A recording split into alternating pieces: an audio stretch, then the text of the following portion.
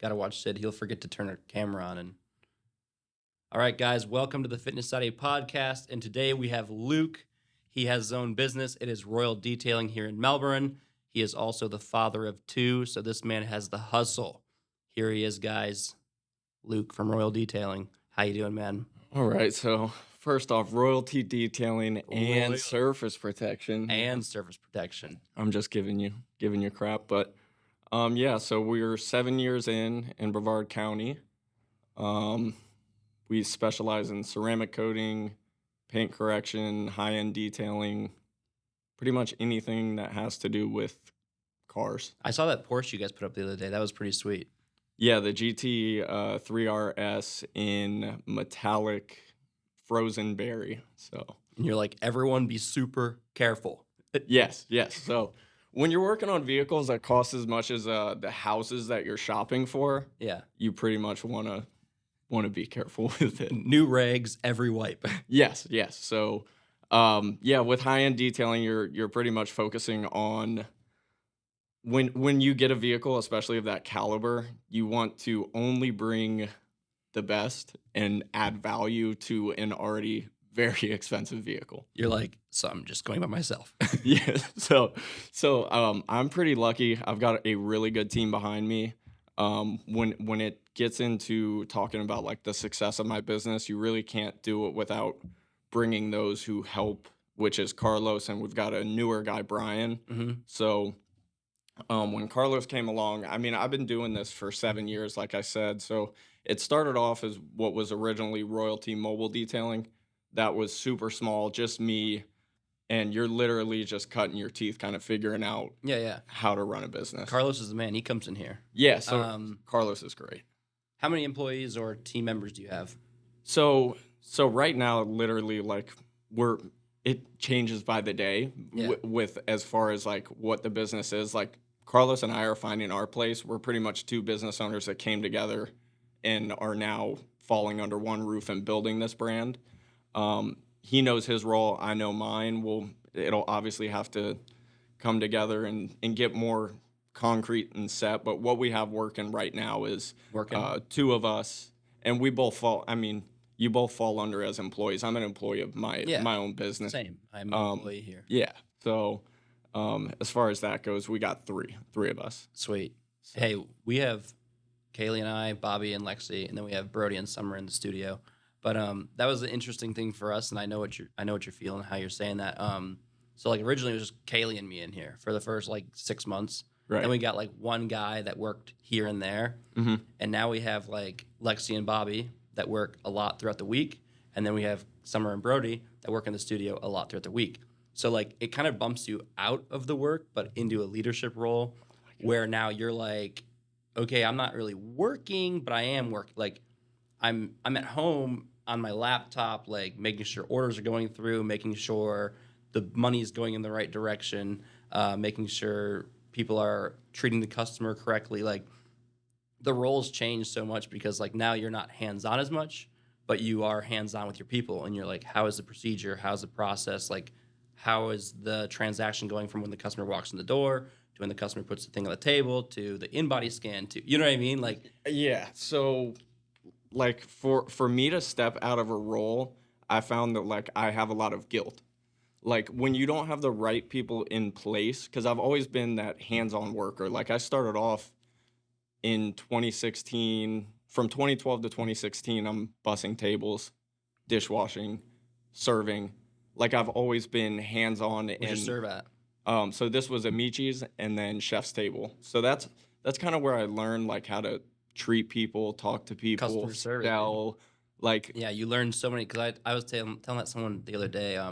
You go from like a young couple table to a old man to a pissed off person to a foreign person, like, and you have to be able to like bam, bam, bam, bam, bam, like you change. you have to when you're standing at that counter, you kind of have to be able to read how someone like literally everything about someone, you have to pick that up in about point 0.5 seconds and, Literally, and learn how to talk to them, how to treat them. Like that's like any of us. They'll be like, oh, this person came in and said this like right away, or like acted like this, and I'm like, what'd you do? Like, How'd you respond? yeah, your response is like the most Important. yeah, the most important It's thing. like, that could be the difference between them leaving and going, Fuck that. well, I'm not going back to Yeah. that place, Yeah, or exactly. going, hey, I really liked how that guy was able to Yeah. joke back and forth, or just shut up and Or honestly, I've learned sometimes like just to take the shit. Like there's like older men that'll come in, and I don't know what it is with older guys, but they just have like a even some. It's mostly an older person thing or like a big ego thing. They just want to give someone shit, and if you can kind of take it and be like, yeah, man, like whatever, like I'll be your punching bag. yeah, they're like, I like this guy. Like Yeah. it's like okay, Yeah, um, I mean, on that topic, I remember I reference this all the time to the guys, and we all have done kind of those odds and end jobs where serving I knew wasn't gonna be my life. I figured that out, but real quick. yeah, I mean, I You met walked some up. lifers in there, and you were Oh like, yeah, are you still here? yeah. I mean, whatever they want to do, good for them. I knew my heart wasn't in it, but I took what I could learn and ran with it. But I'll never forget walking up to a table, two wives and older men, and I'm chipper. It's my first table of the day. I'm like, I'm gonna have a good day. And I walk up, I go, hey guys, how we doing this evening? And the guy stares me in the eyes and he's like, the guys are doing well. How about the beautiful young ladies here? And I'm like, okay, I used the wrong Yeah, the wrong term there. people are just too much. Yeah. But to be fair, to go back on the serving thing, you can make good money serving, but you Yeah. have to like it's like a sell your soul business. Like you're gonna be there every night, every week. Yeah, I mean, I just pretty much took what I could that was positive, Hmm. because there's I mean, that's with anything in life, there's positives and negatives, but Yeah, you really learn like you don't need to learn a whole menu. You don't need to learn everything on there. All I would do is I would take like 3 different wines that I liked, yeah, 3 different price points, 3 different dishes, and kind of steer people and never just go, hey, buy the most expensive wine, buy the most expensive dish, yeah. and just be an untrustworthy dude who's So I tell everyone in the store here, I'm like, hey, pick a couple products from each category, learn them, know them, and sell to that. Like you don't need to know this whole vitamin no, ball. Like no. just learn a few. So how did you start detailing? So, I mean, it started off definitely as passion for sure. If you're going to be successful in anything like business wise, to where it's your business and you're running it, and the headache that comes along with it, Yeah. you will never make it if you're not passionate about it. So it started when I was 16. I got a 1999 Dodge Dakota from my dad. He literally handed me the keys on my 16th birthday, and I think I had enough clear coat and paint on the bedsides, the front 2 doors, and like the front fenders. Hood, no paint. Roof, no paint. So I would still like wax that truck. What was there all the time? Did you get it back to anything or no? It had to get repainted, but Okay. that was down the road. But I always had the passion for it. But I would say fast forward to like 22 years old, I've got a kid on the way. I'm serving table. No, I'm bussing tables. So Okay. not making enough to have a kid on the way. I had just got my associate's specific in criminal justice, Okay. and I go and I'm super excited. I've got the degree and I'm gonna go in making more money. I go to literally Eastern Florida has on campus where you go and you fill out a questionnaire, and I'm like, okay, I'm gonna do the police academy. And I'm a 22-year-old, like kind of a punk kid, but I was a good kid. I hadn't done I was preparing for the police academy. I knew what I had Yeah. to be prepared for, but I've got a hat on, kind of saggy pants and shirt, and I get a look going through the door. I fill out the questionnaire, and they pretty much just rip me apart. And I watched my dreams of being a cop. At least they were like, come back in a year. Some of the answers on here, not that I had done anything bad, but they're like, you just kind of need to tighten up on some He's like, things. do you wear a belt? You're like, no. It was the most like trivial, dumb things. Like Yeah. literally now they call me or email me, hey, you still interested? So You're Pretty like, "No, much. no, but I'll No. detail your cars." No, yeah, I can detail the fleet of cars, which the inmates do. So that I've already God. tried barking up that tree. But anyways, so I pretty much I've got a kid on the way, Yeah. and I'm not making enough. Just doing the serving tables, and I'm like my career that I've just done 2 years of schooling for, it literally just went up in flame. I like everything about it. I was just on it. I was like, you know what, this isn't my calling. I don't think. Yeah. Like I remember it being very surreal. Like I need to figure out what I'm gonna do. So I end up leaving there, and I've got a kid on the way. So I'm like, okay, how can I make But extra that money? pressure was really Yes, on. yeah. Yeah. So I've always been like a hustler. I had a little sketchbook in high school where I wrote down like the royalty logo, Okay. and I knew I wanted to do something with the name. Like Mhm. I'd always had it. Like my last name Martin is uh royalty in England, and we had like the family crest, and we thought it was cool. Oh, awesome. So that's where it Yeah. started. And then we tried to do a clothing company my senior year, and that was Royal, ROYALTEE. Okay. And it failed, but Yeah. I My had brother the and I did that in name. high school too. So- We released like when we were competing in bodybuilding, we like made like a handful of shirts and like sold them, and then we were like, well, we got this money now. We don't need a reprint. I had no idea what I was doing, but like that's kind of an ode to like the entrepreneurial spirit. Yeah. Like yeah, definitely. I had that. So I ended up just like I would go to the chefs, I would go to other servers. I'm like cleaning cars for like $50 Yeah. before my shift starts and things like that. And then so very organically, I started to get better. Mhm. And then I linked up with a guy who owns a shop in Rockledge, probably when I was still planning on doing the police academy, but I'm like detailing. I've got a nicer truck at this point. Let's say I'm 20 years old.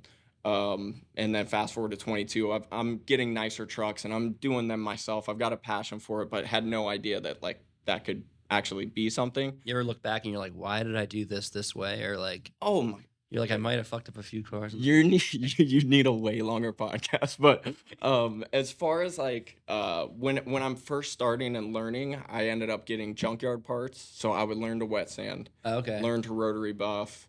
There was I was lucky enough to be around like a lot of Yeah. toss away parts where I could practice or just mess up my own stuff. Yeah. So I had a pressure washing business for a few years. Yes, yeah. And I think back to like the first like few jobs I did, and I'm like, dude, I'm like, So just red nozzle. I mean, so Not that bad, but Any- not good. anyone who's going into business, this is the most like misleading thing that him and I and all of us put out is that, and it pisses me off. And I'm still guilty of it. We all are perfect on social media. Yeah. I'm perfect online. Everything comes out perfect, and All 5-star and reviews. all 5-star reviews, which is great. That is Super important important. to keep that image, but I'm making mistakes daily. Absolutely.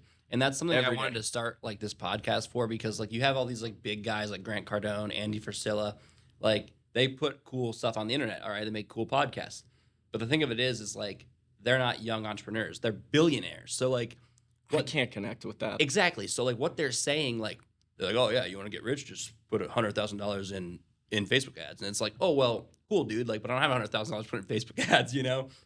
And they're at like, I listened to some of their stuff, like Grant Cardone's like, I think he's the guy that's like, no debt. Like, you don't want any debt ever. And I'm like, okay, so you're just telling me what, you had just $1 million in your bank account at 18 and just where like, and people buy into that. Like, people are like, oh, dude, I'm not taking any debt on. And I'm like, you have to have some, you know, like, especially now. If you're in business, how can I don't see like I got into the I don't know if this is too far off the rails, but I got into the Grant Cardone thing for a while, and I really like the 10x yourself, and Yeah. we both kind of share literature that we like Yeah. for, amongst each other. But I listened to some of what he had to say, and if you're literally someone who like there was a kid who got 100 grand from someone passing away, and he's like, all right, immediately go buy an apartment complex with 100 units.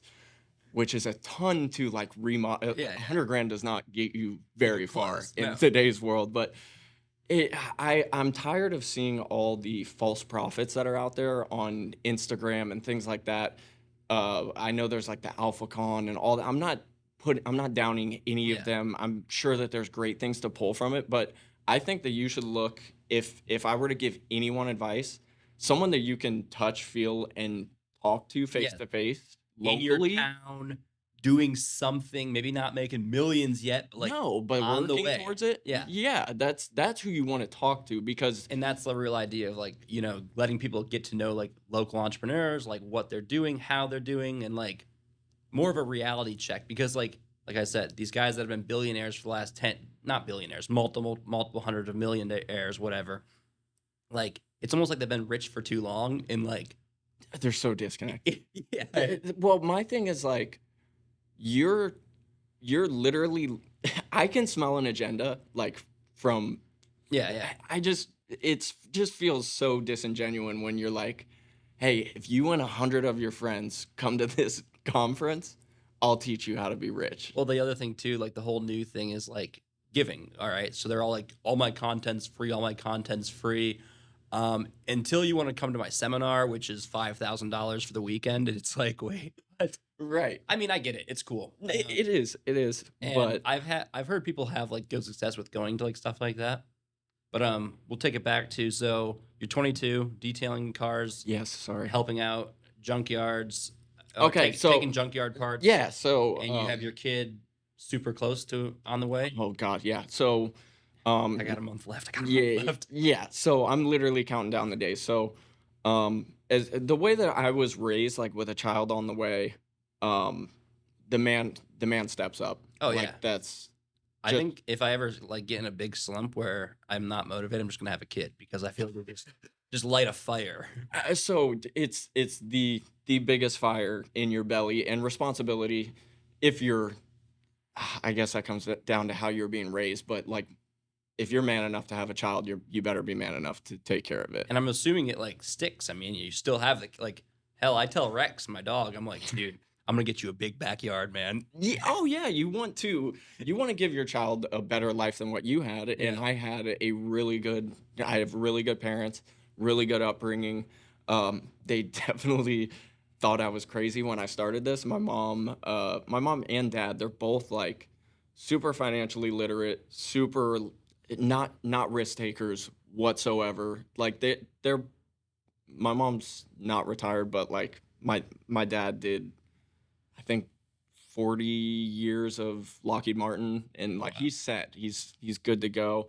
So when I'm talking about like being an entrepreneur, and we're not talking like 401ks or I know that's not involved. This is Yeah. you got to figure it out on your own. your business is your retirement. They're very scared. So, but just being that I had a kid on the way, I'm like, I'm gonna figure this out. So, I probably took it. I really subscribed to like the hustle thing that Instagram pushed back then, where I was working 7 days a week, 6 to 6, Absolutely. like, and And then it just like embeds in you, and then you can't stop. and then the problem is, if you have someone like that you're trying to build a relationship with or whatever, there's a balance that I didn't know existed. Oh no, it's hard. I mean, Kaylee and I deal with that to this day. Is like we've been doing this for over 2 years now, and it's still like, did we go on a date recently? No, we haven't gone on a date recently. Like we're in a relationship too. Yeah, so to your point, now I've got a fiance who's like super supportive. So I think that like having a balance and having a good partner Yeah. is, and thankfully, like especially for you as well, you guys started together, which means like, to me, I didn't want to meet someone once I was successful, like Mhm. once I had it all, or Well, then it's if I scary. had it, yeah, Yeah. yeah. A guy I look up to just posted the other day. He said, be with someone you go to war with, and I was like, that's pretty cool.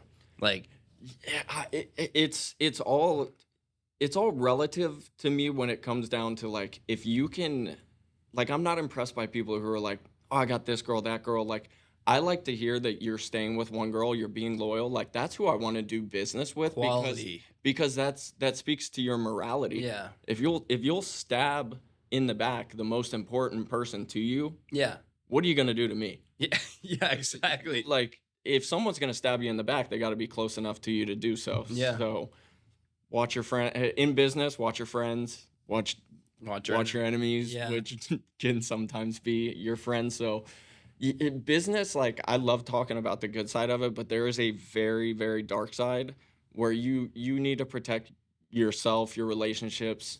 I try to keep a lot of my life just Private. private Yeah, because like I don't use like I use a business Instagram and yeah, then like my personal.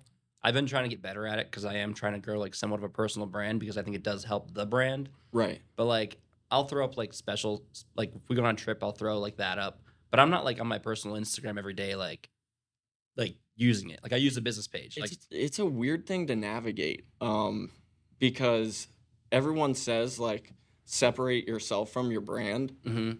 I don't think you can. No.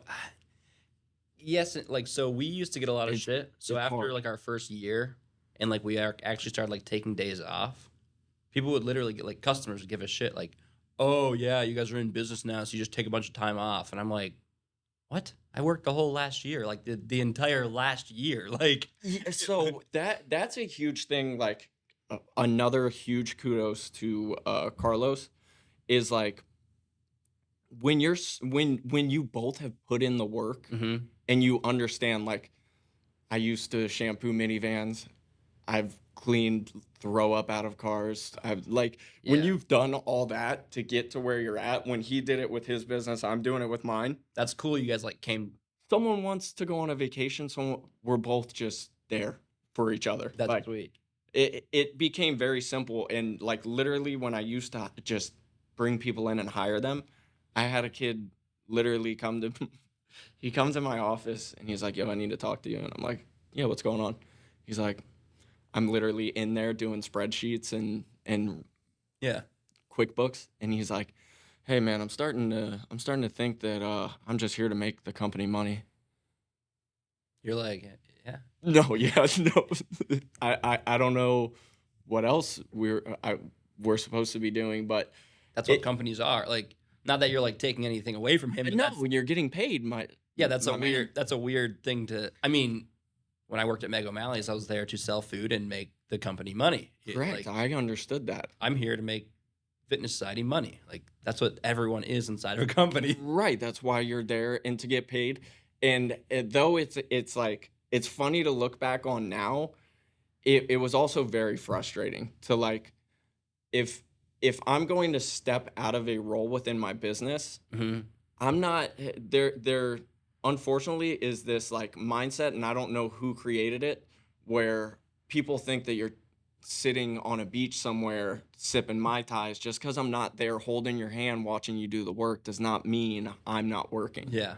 So it's very frustrating because when you're trying to build and scale and build a brand, I can do a detail. I can do from A to Z better than most. Yeah. But that's not taking my business further. Taking my business further is building a better website or finding new clients or Stuff that you're not gonna get an employee to do necessarily. it's not their responsibility. Like when Bobby and Lex are in the store, I am out in the community dropping shakers off, introducing myself, bringing supplements to people. Like, Which hey, try this. Like, I need to give you your flowers for your online marketing and presence. Sorry to cut you off. It's great. It's Thank you. amazing. I see it all the time. thank you. We work very hard on it. But like that's stuff that like other people could do, but they can't do as natural. You get what I'm saying? Like Yeah. it's way more organic and natural if you're like, oh, hey, I'm Luke. I'm the owner of da da da. You know what I mean? Where if I sound like an employee, it's not. I mean, I'm sure they would do great, but it's not like they don't have the same like emphasis on it. You know? Right. That's more of an owner, I think, job. Yeah, yeah, and that's what's nice about everyone knowing their role, and Carlos being able to step up and do everything that I do, Hmm. that I did, and then he's literally like, "All right, go handle that. I got this," and then Brian knows his role. Like everyone knows their roles within the company. But back to what you were saying, where it's like I see a lot of people there's kind of this unhealthy thing with small businesses where they're like, friends support friends, friends need to do this. Like, if you have 20 friends, they're not going to prop up your business, No. and it's not their responsibility to.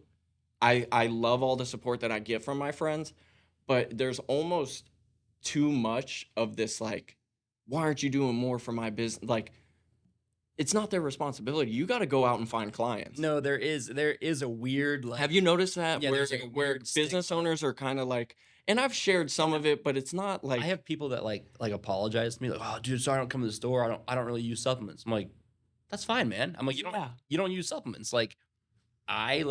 I'm not a huge car guy, so like I'm sorry, but like I don't get my car detailed. Like I yeah. beat the shit out of my truck. Like Right. I am not like I So need a shiny now like do I share your stuff? Do I like it? Do I comment on it? Do I tell people you about do it? your best, Absolutely. but you got your own thing to Yeah. focus on and build, and I understand that. What I've come to realize, which you probably don't see as much, like your uh quote unquote competitor is GNC, Vitamin Yeah. Shop, things like that, which is huge Yeah. corporate. We're like fighting giants. So what I've found within my industry, which unfortunately is like the wild, wild west, like Mhm. there's no college for detailing. There's no, there's training courses and classes from the veterans and like what's called IDA certifications where you The can. ceramic coating one, right?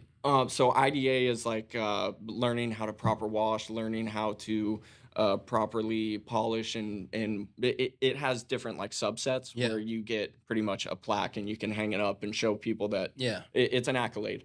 But what I've noticed with a lot of businesses, this is not just in detailing, is I don't know if I came up with this or I saw that and now I think it's my own thought, You but made it. I tell Carlos all the time, I'm like, business owners who, and it's usually like the guys that are real small, they have what I call the wounded animal complex, where they think anyone who gets near them who's doing the same thing as them is like, they bite them, Trying to go after is trying to hurt them or and like bury them or. we refer business to like Vitamin Shop. Like I know like I've heard like Vitamin Shop people like don't like us necessarily, but like dude, I don't have a lot of vitamins. Like I just have like the necessities, like the main ones because I have a small store. Okay. So people come in here and they're like, "Hey, I need this vitamin." I send them to the Vitamin Shop. So you have vitamin beef. What? You have vitamin beef. No, I send them all. I send them all over. Oh, okay. But no, like there's like this like thing that like people think we have like beef with these other stores, and like I have a belief that like I can't sell supplements to everyone in Brevard. There's impossible. 660,000 and growing people. You're not going to be able to detail every car. No. There has to be multiple. And the other thing is too is like each business services like a section. So like GNC is like people wake like some guy never gone to the gym wakes up and goes, "I want to go to the gym today." He goes to GNC. Everyone knows where GNC is. Like Okay. it just sticks in your brain. You know what I mean? And then there's Vitamin Shop, which is more like a particular like I need this herb or this vitamin, you know?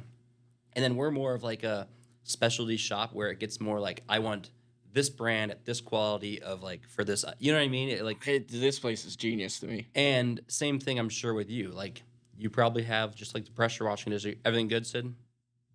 Just like the pressure washing. You got the $50 driveway guys. Like your driveway might come out looking like a zebra, but you got it done for $50. You know. You just Then yeah. you have your $225 driveway guys that like they're gonna pre-coat it, post-coat it, clean it well, and do it right.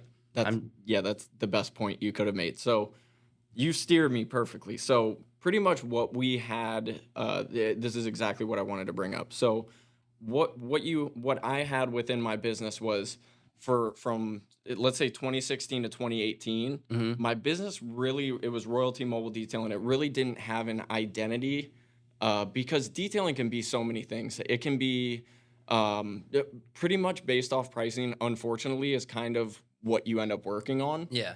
And that's just the nature of it. I was doing usually around $100 like jobs, and I'm out there for 3 hours, 6 hours, and I'm not raising the price.